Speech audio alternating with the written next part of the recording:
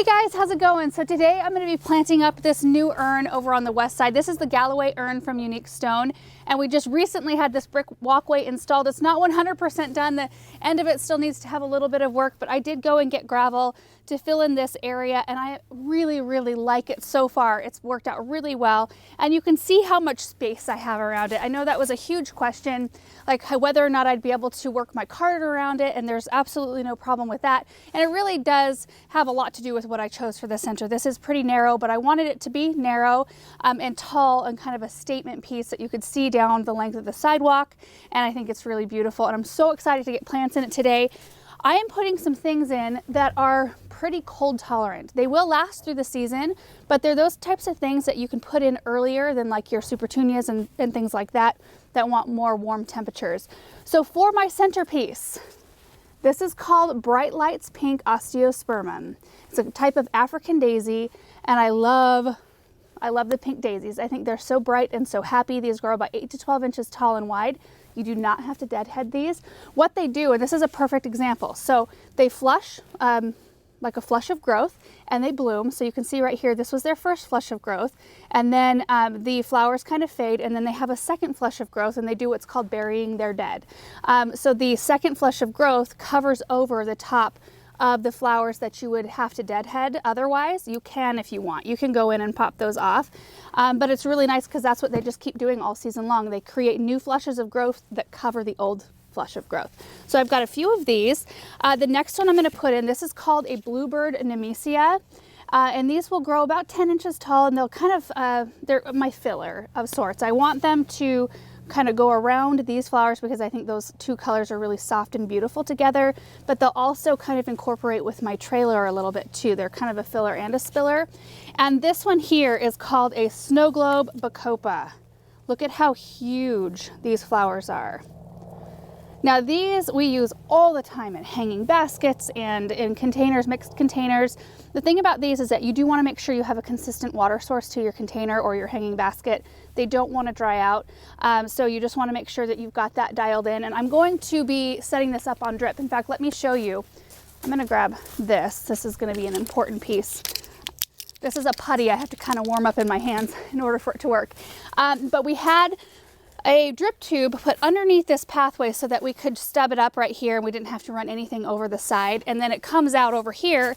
I haven't connected it to a water source yet, but I can do that today. So that comes right up the drain hole, which is really big. But if you look inside here, you can see that there's a pretty big gap in here, and that's where the bowl rests on top of the pedestal. If I was just to leave it alone and plant it up, water would drain through the bottom of this container, and it would kind of go down the sides of this pedestal, which for some of you that might work out fine, but we have really hard water, and so eventually it would build up white stains all over the base. So I'm going to fill this whole thing full of this. It's like a plumber's putty. We use it, we get it in fountain repair kits.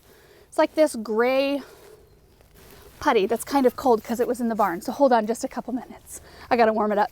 Actually, you know what I'm going to do? I'm going to just keep working on getting this warmed up, and then we will plant it up, and I'll show you what it looks like in the end.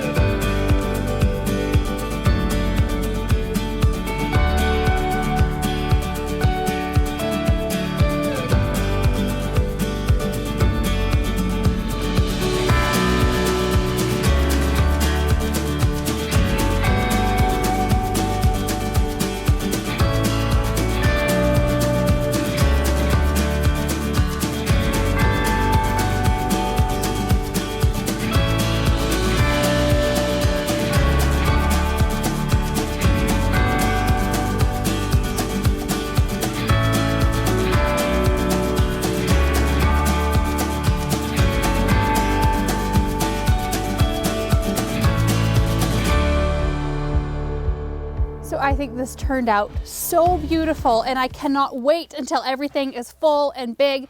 And I love this choice of plant for this container because while these trail, both of these, they don't get enormous. Like if I put a super tunia in here, it would trail so much and be so thick that you wouldn't be able to see all of the beautiful detail on this urn, which is really important to me. I picked it out because it is such a piece of art and I want to be able to see some of that detail. And these plants will allow that because they don't get like carpet thick, like a super tunia. So you'll be able to see some of that detail shine through. And then I think the centerpiece will be really pleasing as well because it doesn't get enormous. It's just a very nice mounded, you know, foot tall by foot wide plant that I think the proportions will be really beautiful right here. And the fact that I can plant them so early when it's still a little bit chilly. The next 10 days we don't have any freezing temperatures. I got to 30 last night.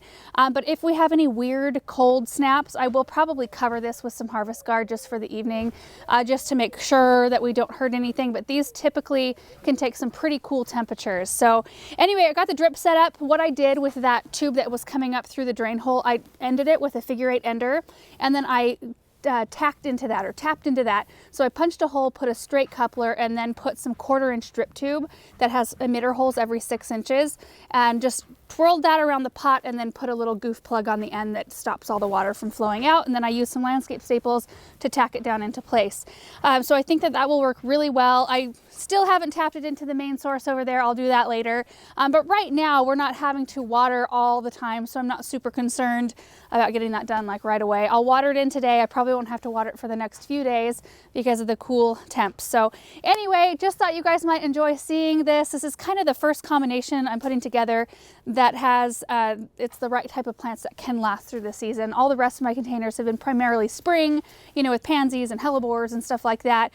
And those don't tend to take the summer or look really great all summer long. So anyway, thank you guys so much for watching this video, and we will see you in the next one. Bye.